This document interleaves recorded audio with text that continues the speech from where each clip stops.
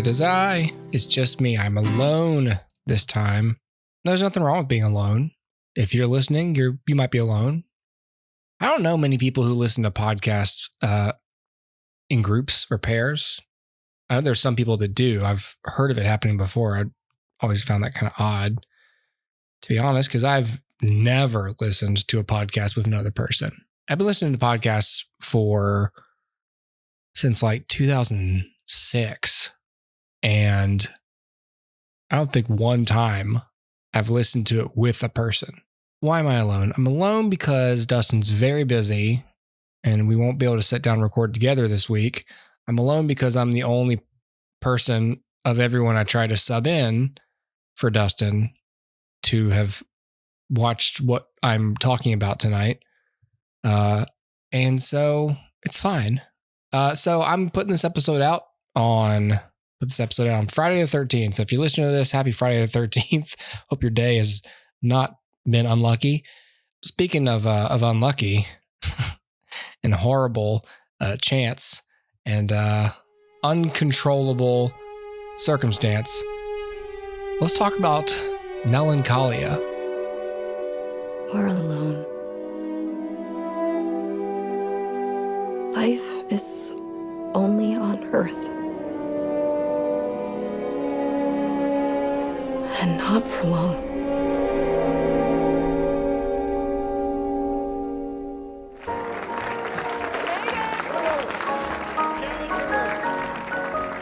Justine and Mike. Never seen you look so happy. Enjoy it while it lasts. I myself hate marriages. She ruined my wedding. I will not look at her. Is everybody in your family stark raving mad? I thought you really wanted this, but I do.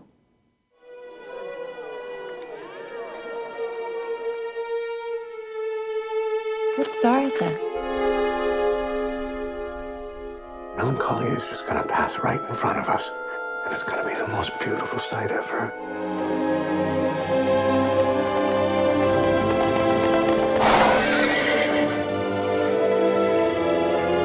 It's gonna be a lot different.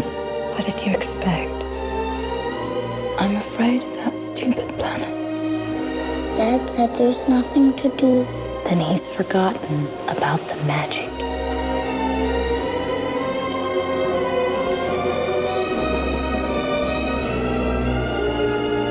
I want us to be together when it happens.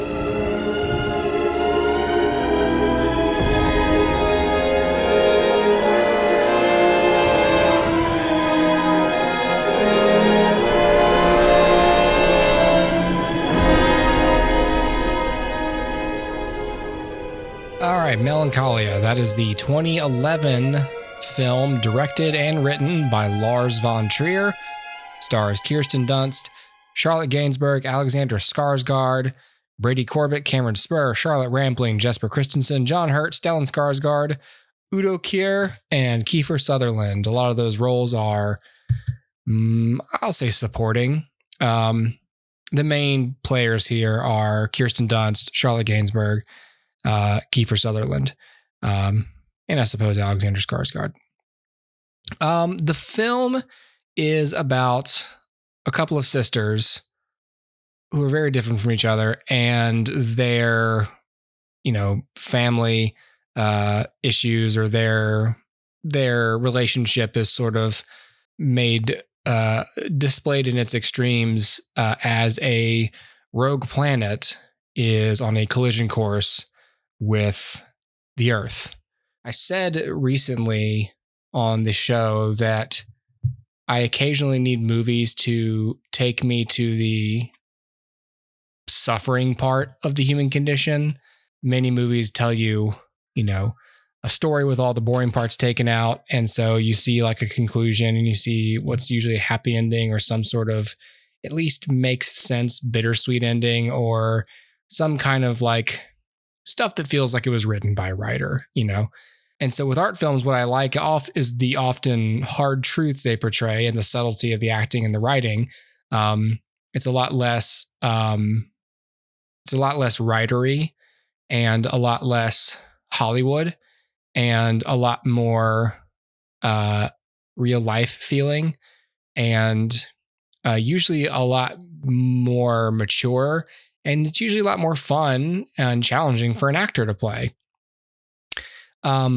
I do not like in art films, in this film, the shaky verite camera, the odd editing timing, stuff like that bothers me. Even a lot of the comments on Letterboxd was people saying it felt like at times you're watching an episode of The Office. Sometimes you're just watching a wide shot where someone's like doing something in another room, but the damn camera is still a little shaky, like it's still handheld, and it's like, this should just be on sticks. There's nothing wrong with your shot composition. Everything looks fine, except the goddamn camera's moving too much.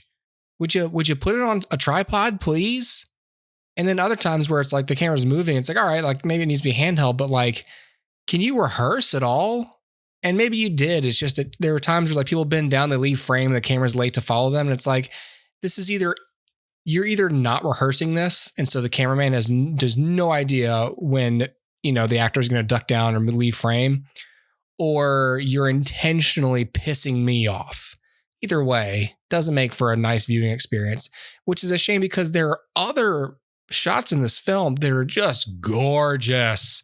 There's like a 5 or 10 minute, montage to open the film that's just super slow motion, super high definition, incredibly beautiful imagery of this rogue planet and, wind, just people doing stuff like this wonderful representation of Kirsten Dunst's character's depression. Every shot in that sequence is a painting. It's so gorgeous. The cover of Melancholia you may have seen with Kirsten Dunst floating down the river in her wedding dress, that's among those shots. And there's a shot of her with her hands up, and it's the I guess it's the St. Elmo's fire is what they call it, or the electricity coming off her fingertips. That's one of those shots. It's beautiful. So when, the film itself is just kind of like shaky cam queasiness, you're like, oh, come on, man. This movie is an interesting take on depression and anxiety. And it's a very personal film for the director, for Lars von Trier. He went through it himself, and he said that a doctor told him, a therapist told him, that depressive people tend to act more calmly than others when they're under pressure because they are already catastrophizing and expecting bad things to happen. And so he thought, I want to think about a way to develop a film based around that. And so he essentially has created these two characters, Justine and Claire, as representations of anxiety and depression, whereas the Justine character, the Kirsten Dunst character, is the depression. Charlotte Gainsbourg's character, Claire, is manifested as the restless, anxious emotion that struggles to control outcomes in a crisis, such as a rogue planet that does, I will say, they show it in the opening montage, the planet does hit Earth. The world does end in this movie.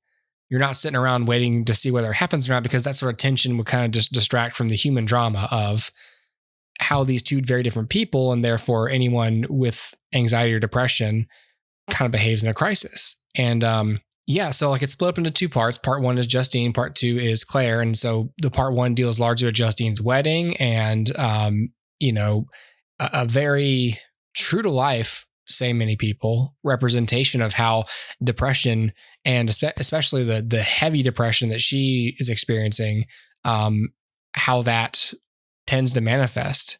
And part two is largely to do with Claire, and also the imminence and the actual planet, the event happening, versus the setup of the characters in part one through to the Justine section. And the film was brought up a lot, 9-10 years later during COVID, because a lot of people saw the parallels between, and of course it was a big social experiment at that point to see how, when you're someone who already is expecting the worst to happen, when things do go bad and society sort of starts to collapse, it's the people who are anxious and who struggle to control their worlds that deal with that the least well. The argument seems to be that it tends to be people with depression and other kind of melancholic or radical accepting mindsets tend to do better and remain calm in those situations because they either already expect bad things to happen, or they really want things to end, or that's just their disposition is just to trudge through whatever it is that's going on, because that's their whole existence, is getting through the day, getting through life, carrying all this weight with them. And so a little bit of extra weight doesn't feel as extreme to them as the extra weight on an anxious person who spends their time and their life bringing order to their lives through restless action. I'm not a doctor, I'm not a therapist, so I can't diagnose it, but that's essentially my understanding of these mental states in this movie. I have ADHD, so I have a lot of depressive and anxious manifestations in my symptom set, because it's one of those learning disabilities that Venn diagrams over with many others. The mental health tree, as you may see it, is just a gigantic big bubble cluster of overlapping symptom sets. It's great. If anyone's worried about whether this could actually happen, the way it's depicted in the film, this collision, no, it's not. In the movie, the thing circles around Earth and then it goes away, and then it just sort of turns around and comes back and hits us anyways. And Lars von Trier knows it's not possible the way it's depicted. He just said it's not really the point. I agree with him. It's not the point. The movie, honestly, I was watching and I was not expecting much. For me, though, it just throughout the film, especially the second half, and Act 3 with the thing actually approaching, and then people realizing like, this is it. Like, it's going to hit us. Like, the end of the world is going to happen in like 30 minutes. That was the most interesting part to me. That's where I'm like, okay, how are we going to portray people reacting in this? Does it feel real? And it does. This isn't, The Day After Tomorrow or 2012. We're not seeing a bunch of people reacting to world-ending events with lots of CG. We're watching like one family on this gigantic wealthy property with no neighbors deal with it. So we're dealing with it on a very individual human scale versus like a big old citywide disaster with like police and military, stay in your homes and like maintain order. It's just a mother being really upset that and unable to accept that this is happening. And, a sister who is like, all right, well, our time is up. And, it's not really that big of a loss because humanity is terrible and we're terrible and no one's going to miss planet Earth.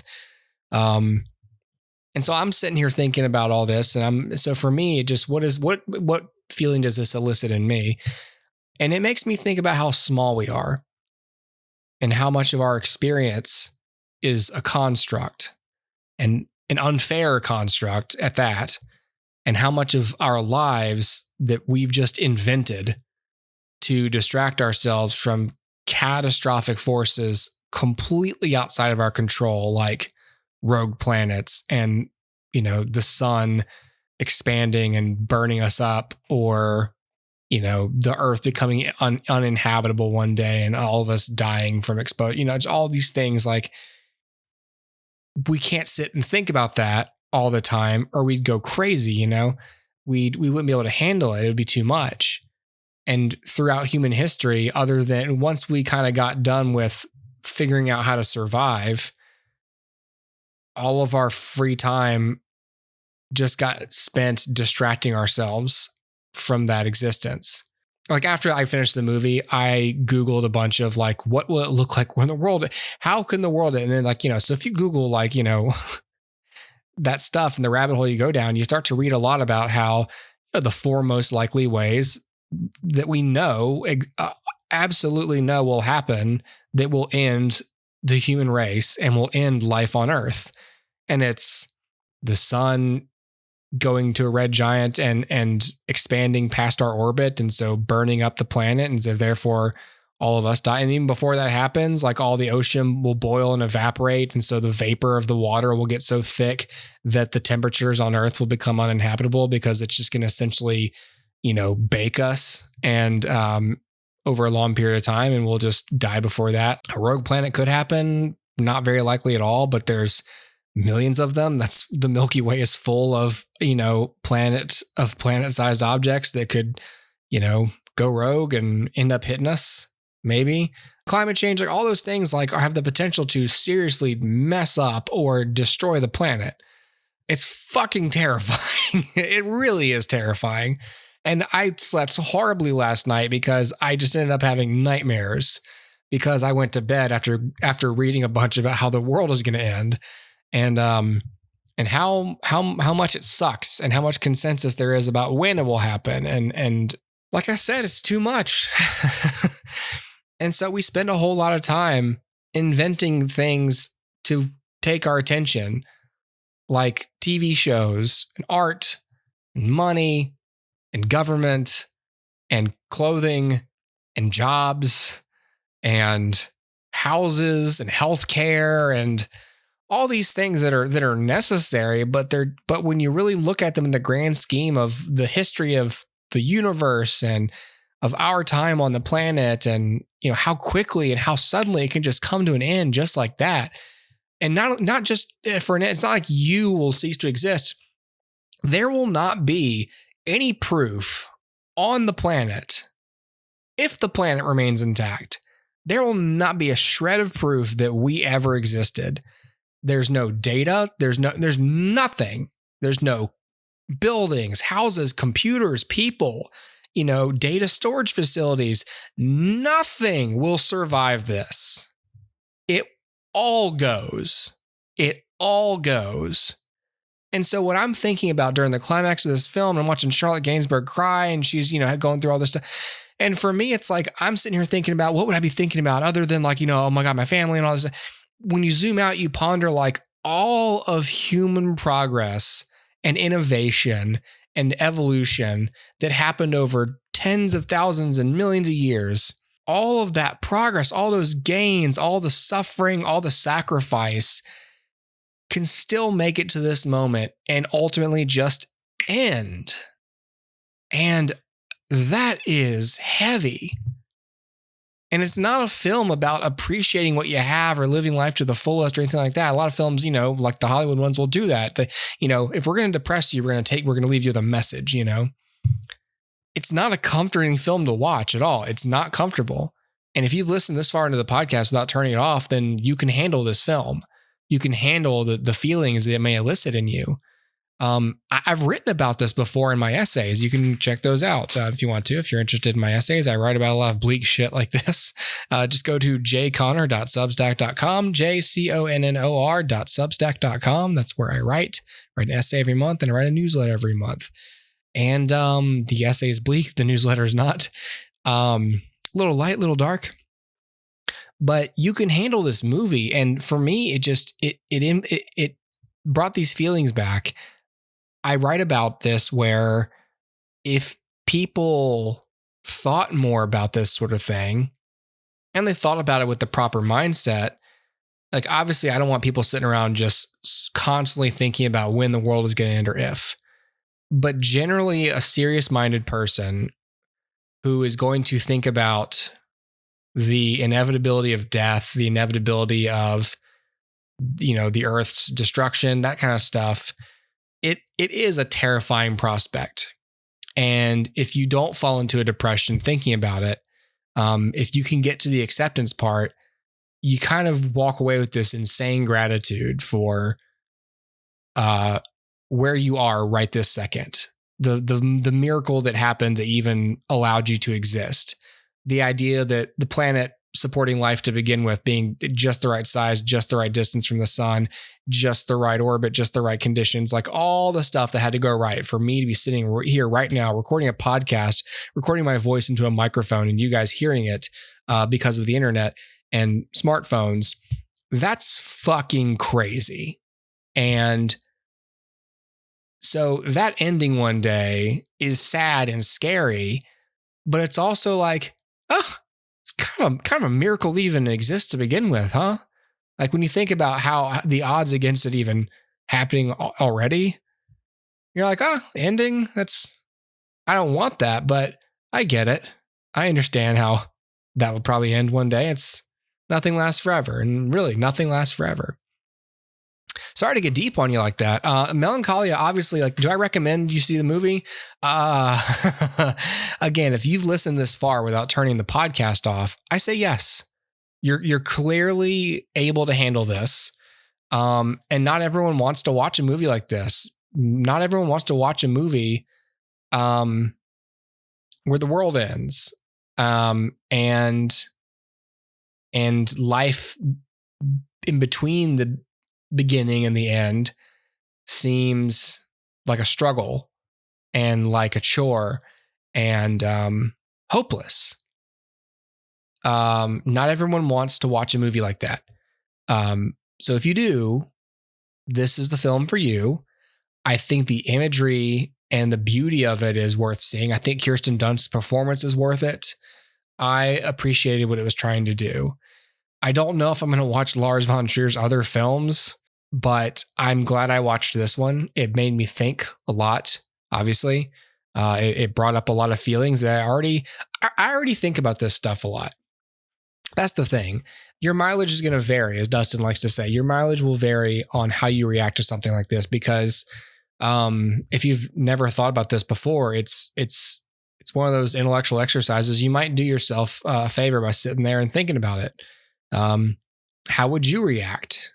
How would you mourn for your own life and then the life of the entire planet and the entire human race? It can seem bleak and pointless, but then again, the meaning of life or the point of life, that's among those constructs I mentioned. For me, you make meaning. The meaning of your life is what you make it. So it doesn't have to, it can feel hopeless, but it doesn't have to feel hopeless. Anyway, all right. I think that's enough of that. All right, let's take a break. We'll talk about one other thing after the break.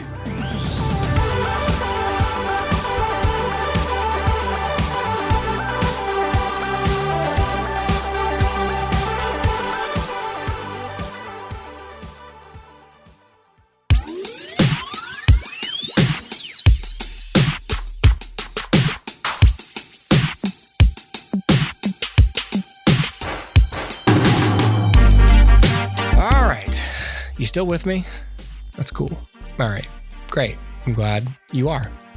I'm glad you're here. Not everyone listens to these solo episodes I do. I'm not as interesting when I'm by myself. I'm very existential on my own. And if I sit here too long, I'll just start talking to you about all the problems in my life. So let's not do that. I will say today, I did a telehealth doctor appointment. That was cool. It was a last minute switch, and it allowed me to not have to drive there and arrange a bunch of stuff, and just it saved me so much time and so much effort. And I was just like, man, why isn't everything telehealth? This is not an ad read.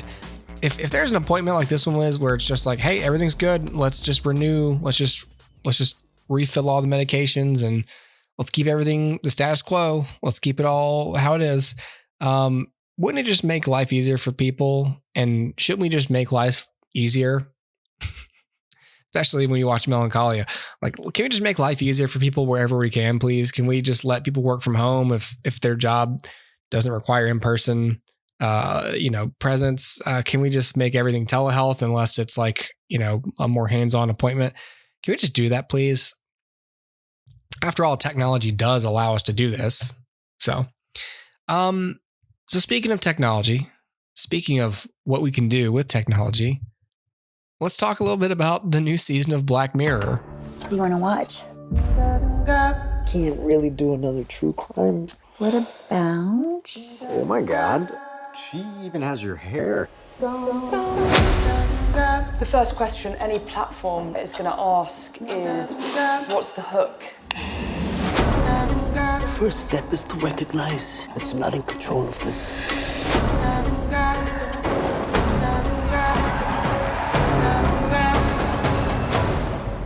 That's Salma Hayek? Bingo. How's the coffee? Dog shit. I did not say that like that. This is an adaptation of Joan's life.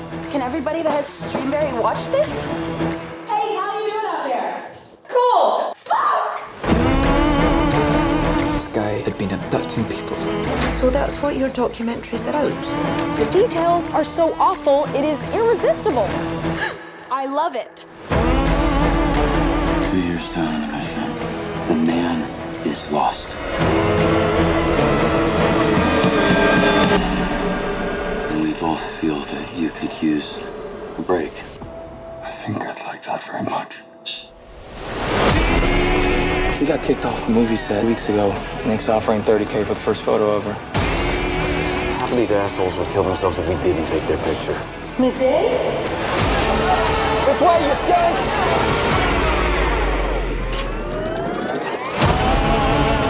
If you fancy writing down your number, I won't mind.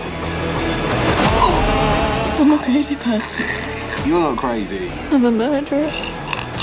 You're the old crazy one.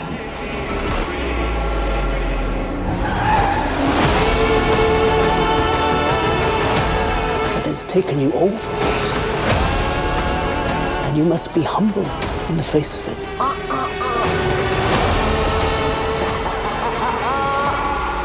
The things they can do. You not seen Jonah's Awful? No, but it's on my list. All right. Black Mirror Season 6. This show is still considered a British anthology television series. This is, of course, now on Netflix. So this is where you watch this. This came out a bit ago, so it's not like, I'm breaking any news here. Like, you've probably already watched this, whatever. But I just got around to watching it. We had Netflix for a couple months there while I was watching Better Call Saul. I had a chance to watch Black Mirror as well, and it's just 5 episodes, so I was able to kind of squeeze it in. Although some of these episodes are pretty long. I mean, the episode, what is it? The one with Aaron Paul and Josh Hartnett, Beyond the Sea. That one was like a movie. So they're long, but anyway, yeah. I don't want to say too much about these because I don't want to spoil it, especially since I'm not here discussing it with somebody who's also seeing it. So all I can tell you is that for me, this show is still worth watching. I was talking to Ian because Ian was going to host with me tonight, and then Ian he couldn't, and I'd asked him if he had seen Black Mirror, and he said I can't watch that show because it's too real. It's too close to what's going on today. And for me, that's the appeal. That's part of what the show gets right. Like whether it predicts it years out with some of the earlier seasons, or whether by the time these episodes come out, we're already seeing stuff like this happening. It's good stuff, man. I could go into production facts about this season or whatever, and but I don't think I need to.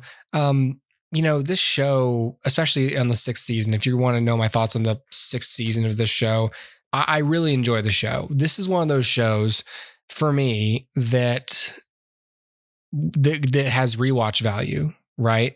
It's just as good or better the second time you see it. Many of these episodes have twists and they give context to the episode itself. Sometimes they're just really fun when you're not wondering what's going to happen. And to me, the best things have rewatch value. And so Black Mirror, as cliche as like, oh, Black Mirror so edgy, like as cliche as the show might become in some circles, because some people feel like Black Mirror is too mainstream now to be like legitimate sci-fi. I love it. And it's that good old sci-fi dystopian speculative fiction that I thrive on. And again, just like Melancholia, just like other shows I watch, because I'm a strange man, I like to see characters lose. I like to see characters make horrible mistakes. I like to see them make costly and deadly mistakes. I like to see them become the victims of unfair, oppressive future societal norms, because that's horrifying. And I like to see that because, one, I feel like I should be prepared for it as a human being on this planet in 2023. But I also feel like, well, right now, some of this stuff isn't happening, and that's good. But sometimes it is, and it kind of opens your eyes to it a little bit, or puts you in the shoes of someone who's experiencing the world in a much more unfair or horrifying place than you are. But it's happening. It may not be happening just like this. It may not be happening with this kind of technology, but it's happening. And so I feel like it's a show worth seeing. So I really loved it. I don't know my favorite episode of this. I'm trying to talk to you guys. I see that we got 5 episodes. We got Jonah's Awful, Lock Henry, Beyond the Sea, Maisie Day, and Demon 79. I think my favorite might have been Demon 79. You know, you got Jonah's Awful, which is about essentially a woman who discovers that there's a show on, it's Streamberry, but it's essentially Streamberry is Netflix inside this world. It even makes the same noise. And Streamberry has this show about her life that is happening and is up on TV for people to watch at the end of the day that has happened. And the episode is the day that just happened, only it's with actors. It's Salma Hayek playing this character Joan instead of, Joan. So it's Salma Hayek. So people are watching this. And so people in her life are able to see how she thinks about them and what she said about them behind her back. And she tries to sue Streamberry, but there's terms and conditions. And so it's revealed that that the way the show works is that it's not even the real Salma Hayek. It's a digital likeness that she signed over to use, that Streamberry could use. And then every user of Streamberry, like Joan, has through the terms and conditions essentially agreed that their lives are subject to content mining by the streaming service, so that Joan's life could be just surveilled and then fed into a computer algorithm and spit out with Salma Hayek's face portraying her. And that's how the turnaround is so fast on the show, and how you can't sue them for that. And how do you stop them? And is that right? And holy shit, that's so weird. And to me, it's like, it was such a crazy thing to be watching in the midst of the SAG strike and the WGA strike, like dealing directly with the concept of AI and actor likenesses. It was unbelievably timely. I was watching that in, August. So it was like, woo, we were in the dead middle of the strike at that time. So that was crazy. And it has a huge twist that I really like. We got Lock Henry, which is about these documentary filmmakers in Scotland who, are working on something and uncovering this local tragedy that tangentially involved one of their dads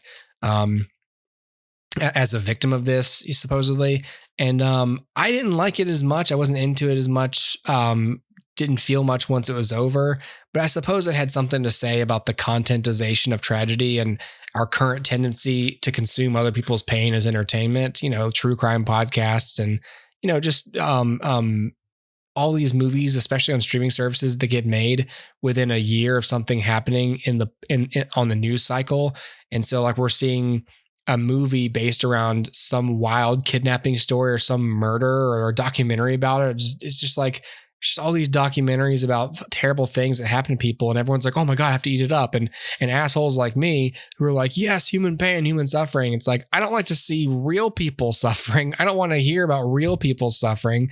That's part of how I can watch Black Mirror is, oh, this didn't actually happen to this person. A documentary, it's like, these real human beings were killed. And so it's hard for me to go, oh, how interesting. Because I'd be thinking like, man, if I was that person and I could see some jerk watching a documentary about my murder and being like, oh, how interesting, or even worse, boring, I'd be like, fuck you. That was my life and my death. So it had a lot to say about that. Beyond the Sea with Aaron Paul and Josh Hartnett, who are both incredible in the episode. Very human story. Human beings are still human beings, even with amazing technology. The Maisie Day episode has a lot to do with the paparazzi. It takes place actually in the mid 2000s at the height of the paparazzi. And it also has a crazy twist that I don't want to give away, but it's one of those where it's like, oh, wow, this is not about what I thought it was about at all. And then Demon 79, which is I really liked, and it was actually had a strong comedy angle to it. And I like that it ends in I'll say a lot like Melancholia. It ends a lot like Melancholia, where something catastrophic still happens, despite the actions of despite the goals and actions of the main characters. Like this destruction still comes, and it's interesting to think about. It just makes you think about it. That's all. However briefly. So I think Black Mirror is great. So if you listened all the way through the end of this episode and you're like, all right, what do you think? What do you think? I'm not sure what you think. I like Black Mirror. I think it's worth it. I think sometimes that show is scary, especially the earlier seasons, like those somewhat, it's kind of creepy, but it's done a really good job lately of being comedic and still hitting its point, or being dramatic and hitting its point. Because I used to think of the show as horror in a way. It really is the modern day Twilight Zone. It really is. And people have been saying that since at the beginning, and maybe it's like, oh, it's like, okay, we got it. But especially since they tried to make the Twilight Zone again a few years ago, I feel like Black Mirror is still king these days, of course. I mean, nothing's going to beat the Twilight Zone in its era, but Black Mirror, chef's kiss. I think the show's great. I love it. All right. I think that's enough talking. That's enough talking from me. So I hope you had a good Friday the 13th. Hope you have a good weekend. Right now we're just stacking up episodes in October because October gets busy for us towards the end of the month. So we're trying to get ahead here on these numbers, on these episodes, so that we don't miss any, we don't have any gaps. But yeah, dude, it's been crazy. It's been, it's crazy. Like in the fall, I recently came to this conclusion. In the fall, I just decided recently, because I have like a list of stuff I'm watching, and I try to line up stuff so that I'm not like wasting time figuring out what I want to watch next. I usually have it planned out somewhat. And I can also tell Dustin, hey, I'm going to watch this show by this time. So if you've seen it, we can talk about it on the podcast or for a movie or whatever. And it just helps me kind of order and line up and pre-plan my viewing. And what I like about this time of year, which I mean to say Q4, the fourth quarter of the year, October, November, December, is that I've decided / realized that this is the time of year where I'm just sort of not trying that hard to watch stuff. Like I'm trying hard, but like for most of the year, I'm like, oh, I want to watch these 3 shows. Oh, they're all on Paramount Plus. Okay, so on this month where I've got nothing going on, I'll get Paramount Plus for a month, and then I'll watch all 3 of those shows during that month period or whatever. Like I'm just sort of, I'm planning stuff. I'm scheduling my entertainment. I have to. This is the only way my life can function. But I think in general, Q4 should always be reserved for books and movies that I already have easy access to, so that little feels rushed. Like I watch all these movies from 20 years ago, and I keep the ones set aside that I already own or have access to for last, so that if I can't get to any of the others on a given weekend, I have something I can watch right away. And I back pocket those. It just feels relaxing to not have to go to the library or pay for a streaming service or, constantly check to make sure this movie is still on this service that I already have in order just to watch something to enjoy. It's nice to just own it or have it access to it already. Because when I read books too, I have 3 weeks to read them if I can't renew the book because of the library. And right now I'm reading a book that I already own. And it's just nice to go, I don't have to read this tonight. There's no rush. So like it's more fun in a way. It's less of a chore. It doesn't feel as big of a deal. I like this time of year. This is the time of year. Look, I'll be honest. This is the first time I've actually scheduled it this way. So like I say, oh, I like this time of year. This is the first time, but I like the idea that this is the time of year where everything else in life ramps up. Holidays ramp up. My job gets busy around this time of year. And just in general, there can be a feeling of rushing and building up and working up till Christmas. And so this is one area of my life where I go, you know what?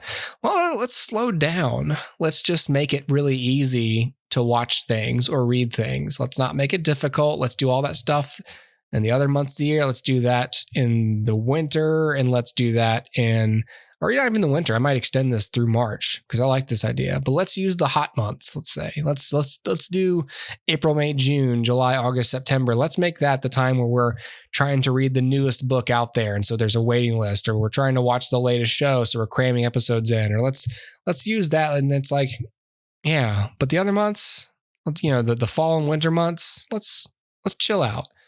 Let's slow down. Let's enjoy it a little bit. I like that idea.